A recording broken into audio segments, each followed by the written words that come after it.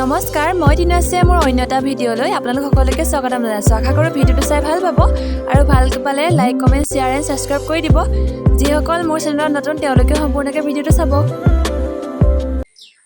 Good morning, এতিয়া পাইছে 8টা আৰু ভাবিলোঁ ৰাতিপুৱা ব্লগটো আৰম্ভ কৰোঁ। সেয়েহে মানে নিজৰ কামখিনি কৰি মেলি আজৰি হৈ ব্লগটো আৰম্ভ কৰিলোঁ। আৰু আপোনালোকৰ সকলোৰে ভালনে? মোৰতো মই ভালে আছোঁ বাৰু। আৰু দিনটো কি কৰি যাওঁ আপোনালোকে সকলোৱে ভিডিঅ'টো শেষলৈকে চাই যাব। চাহৰ লগত খাবলৈ আইতাই বনাই দিছিলে, এয়া খাই লওঁ, তাৰপিছত আকৌ লগ পাই আছোঁ। কালি ভিডিঅ' দিয়া নহ'লে, কালি আমাৰ যিহেতু পৰীক্ষা আছিলে আৰু মানে ৰাতিপুৱা যিমান ডাঙৰ বৰষুণ দিলে নহয়, ষ্টাৰ্ট কৰিবলৈ সময় নোহোৱাৰ নিচিনাই হ'ল। আৰু এতিয়া ভঁৰালৰ সন্মুখতে বহি আছোঁ, লগৰজনীৰ লগত এফালে ওলাই যাম বুলি ভাবিছোঁ। আজি এটা ৰেচিপি দিম, সকলোৱে চাব দেই। আৰু কেনেকুৱা লাগিলে ক'ব। কিমান পাৰোঁ সেইটো কথা ক'ব নোৱাৰিম, কাৰণ কেলৈ প্ৰথম বনাম। কি হয় বস্তুটো পিছত আপোনালোকে গম পাব। এতিয়া ভিডিঅ'টো শেষলৈকে চাব আৰু কি কৰোঁ কি নকৰোঁ দিনটো দেখাই যাম। এইকেইদিন ভিডিঅ' মানে এনেই আৰু যি টি দেখাই থকা হৈছে, মানে ক'তো ভালকৈ যাব পৰাই নাই। এতিয়া পৰীক্ষাটো শেষ কৰি লওঁ, তাৰপিছত চাগে ভাল ঠাইলৈ যাম আৰু আপোনালোকক দেখাই যাম। ভাল ভিডিঅ' পাব তেতিয়া। এতিয়া আৰু ঘৰতে যিখিনি কাম কৰোঁ ইটো সিটো ক'ৰবাত যোৱা মেলা সেইখিনিকে দেখাই থকা হৈছে।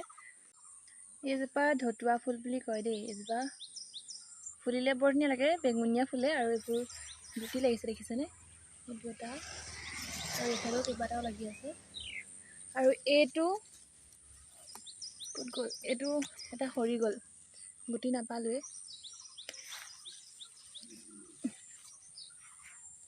সকলো ফালে নামবিলাক বেলেগ বেলেগকৈ কয়, সকলো ফালে একেই নহয়। আপোনালোকৰ ফালে কি বুলি কয় জনাবচোন দেই। এয়া গুটি দেখিছেনে? বৰষুণ জাগে গোটেই পৰিৱেশটো শান্তই কৰি পেলালে। আৰু এইফালে চাওকচোন, আমাৰ মিলো ধুনীয়াকৈ হৈ আছে, ঠাণ্ডাটো ক'তো যোৱা নাই। আৰু এইফালে মই লোকেল মুৰ্গীৰ মাংসৰ লগত পচলাৰ লগত বনাম বুলি ভাবিছোঁ। এয়া যোগাৰ কৰি আছোঁ। কাটিব পৰাই নাই দেই, ইমান ডাঙৰ কটাৰীখন লৈ লৈছোঁ। হ'লেও যেনে তেনে কাটিছোঁ আৰু।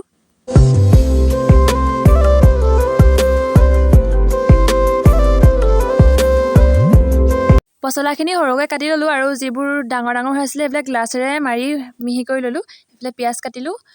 ৰেডি হ'লেই আৰু প্ৰায়খিনি। এয়া আলু আৰু পচলা ৰেডি হৈ গ'ল, এতিয়া বনাবলৈহে বাকী। এইফালে তেলতে দিছোঁ তেজপাত আৰু জলকীয়া দি লৈছোঁ, তাৰপিছত বৈ এইফালে পিঁয়াজো দি দিছে। মই লৰাবলৈহে লৈছোঁ আৰু। ভাত লোৱা হাতাখনেই লৰাইছোঁ দেই, সেইকাৰণে ভাত লাগি আছিলে। এয়া ৰঙচুৱা হোৱালৈকে লৰাই লৈছোঁ আৰু।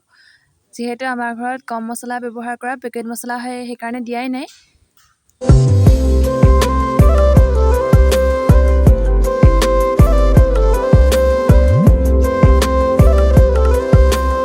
পিঁয়াজখিনি প্ৰায় ৰঙচুৱা হ'লেই আৰু ইয়াত দিছোঁ মাংসখিনি দি দিছোঁ। মাংস বেছি নাছিলে, অলপমান আছিলে, সেইখিনি মাংসই দিলোঁ। তাৰপিছত ভালদৰে লৰাই লৈছোঁ।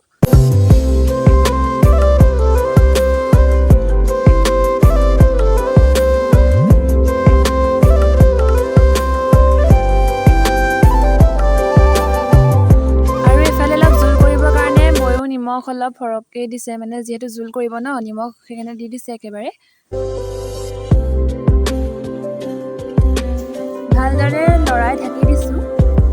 আৰু এয়া দেখিছেনে, ইয়াত আলু আৰু পচলা দিয়া হ'ল। তাৰপিছত এয়া আমি সিজিবলৈ দিছোঁ, লৰাই দিছোঁ ভালদৰে।